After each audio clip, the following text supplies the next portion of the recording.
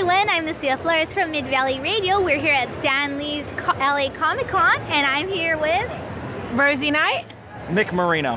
And they have an awesome display of comics here. And how did you guys get into comics, actually? I always loved comics, and I was actually working at a comic shop in London, where I'm from. Oh, awesome. And I met Nick when he was doing a signing for his second book.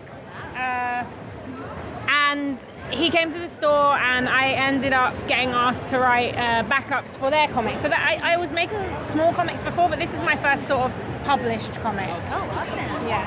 How did you get into it? How'd I get into comics? Yeah. Shit. Can I swear?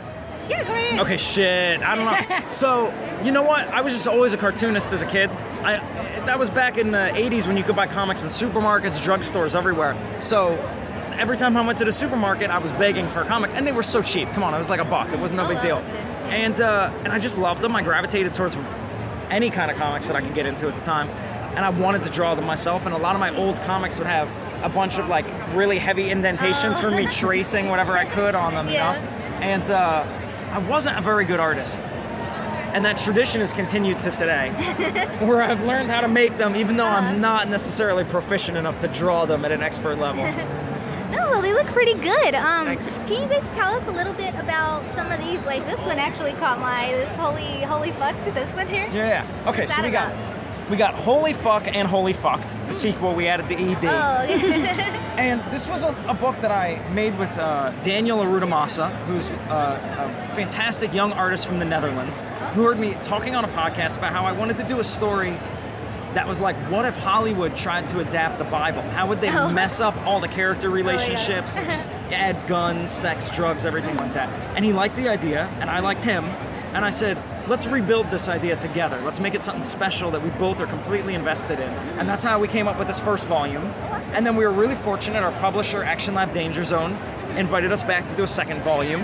And with this one, we decided we wanted to do something that was a little bit more about family. This first one's really about choice and belief, and getting to choose the things you believe in instead of being scared into the things you believe in. What's like the elevator pitch for the first one? The elevator pitch, like my presentation I give. Okay, this nun, Sister Maria, she's very devout. She's tested. I've been giving the pitch all convention weekend long.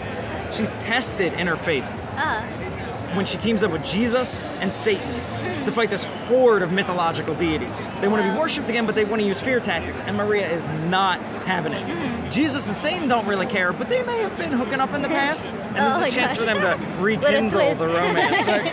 Oh my god. 2-word spoiler for the end of that first volume, they win. And in the second volume, everybody's living happily ever after. Maria's running a homeless shelter, Jesus and Satan got a house together, Satan may or may not be looking to expand the family. Oh my goodness. Hercules found out what happened to his fellow deities in this one, and now he wants to murder Jesus. Oh my goodness.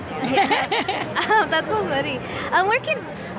Where can people follow you guys, like on social media, so they can find out more about these books and comics that you're doing? Oh yeah, so on social media, I'm just Rosie Marks, so RosieMarx. I'm at Nick Marino on Twitter, at Nick Marino Art on Instagram. And if you guys follow us, you're going to be hearing a lot about our new book, Cougar and Cub, which is taking kind of like that fun, irreverent, but sweet spirit of Holy Fuck, and then applying it to superheroes and seeing what happens when a superhero sleeps with their sidekick. Oh my god. Awkwardness. Good lord. Yeah, exactly.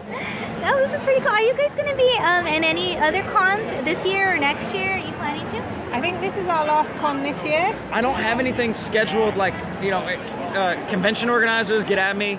I love free tables. I appreciate them. It makes a big difference. Long Beach is where we live, and we love the shows there. Yeah. Oh, okay, awesome. Might table there, or I might just be walking around. So if you see me walk, we'll definitely be at WonderCon next year. Yeah. Oh, okay. And, cool. even if I don't have a table, I'll probably be doing a panel or two with those different ones. I like to try and pitch a panel to every show I go to. Yeah. We do like panels. Like I did a couple today. I did the Fanta Pro one, which we did, and I did like an educating through inclusive comics panel. So even if we're not tabling, we're usually at cons. Yeah. Oh, that's pretty awesome. You guys are pretty busy. Yeah, we like to stay busy. That's awesome. Well, it was nice meeting you guys. It was so nice to meet It's so you. awesome. And Thank you good guys luck on so much. everything. Thank you so much. Yeah, and I'm Lucia Flores here for Mid Valley Radio at Stanley's LA Comic Con. Bye, everyone. Bye.